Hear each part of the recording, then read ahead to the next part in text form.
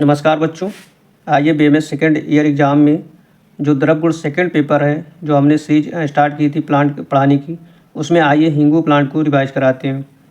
तो सबसे पहले आपको याद रखना है इसके पर्याय क्या होते हैं।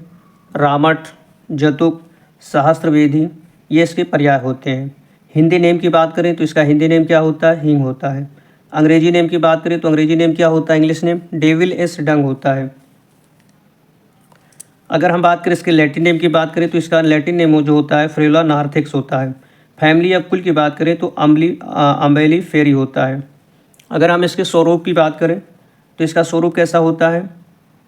स्वरूप के मतलब है आपको इसकी मार्फोलॉजी बतानी कि ये प्लांट देखने में कैसा होता है, इसमें पत्तियाँ क्या पाई जाती हैं, पुष्प कैसे होते हैं, फल कैसे होते हैं, ये आपको स्वरूप में बताना रहता है। तो पहला क्या करते हैं, स्वरूप में प्लांट के बारे में बताते हैं। तो क्या है, इसका बहुवर्षीय गंध युक्त छुप 2 से 3 मीटर तक ऊंचा होता है।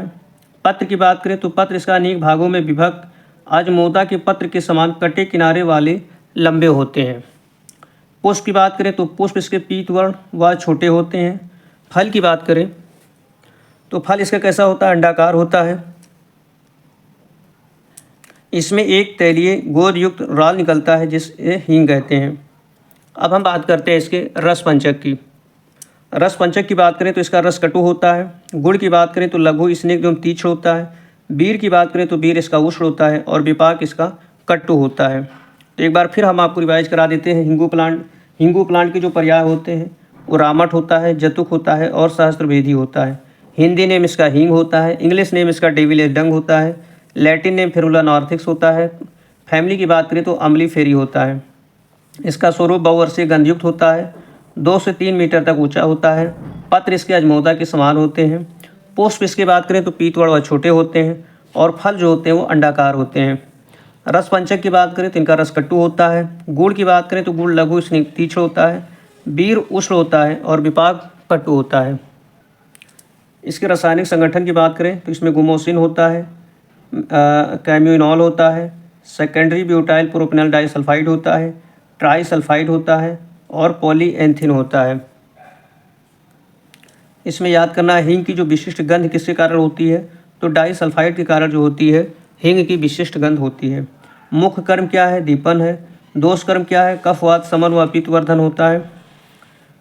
प्रयोजांग की बात करें तो इसका निराश होता है। मात्रा कितनी लेंगे, 125 से 500 मिलीग्राम लेंगे। अप मिश्रण क्या होता है, हिंगों में मिट्टी, बालू, कंकड़, गंध विरोजा, आलू के टुकड़े आदि की मिलावट रहती है। ऐसी हींग गंध व स्वाद में भिन्न होती है। जलाने पर पूरी नहीं जलती है तथा जल में घोलने पर नीचे बैठ जाती है। अब हम बात करते हैं इसके प्रयोग में। तो चतुर्थक ज्वर में हींगों को पुराण घृत के साथ मिलाकर नस देना चाहिए। तो वेरी वेरी इंपॉर्टेंट है, आपको याद रखना है कि चतुर्थक ज्वर में हींगों को पुराण घृत के साथ मिलाकर नस देना चाहिए। अगला आप याद कर सकते हैं, वातज गुल्म सूल में हिंगू, मातुलुंग सोरस, दाडिम सोरस, सैंधो व बीड लवण को मिस कर सुरामंड के साथ पीना चाहिए। इसके अलावा आप याद कर सकते हैं, कृमि दंत में किंचित उष्ण हींग को दांतों के मध्य दबाना चाहिए। कृमि दंत, अगर दांत में कीड़े लग रहे हैं कहीं तो कृमि दंत में किंचित उष्ण हींग को दांतों के मध्य दबाना चाहिए।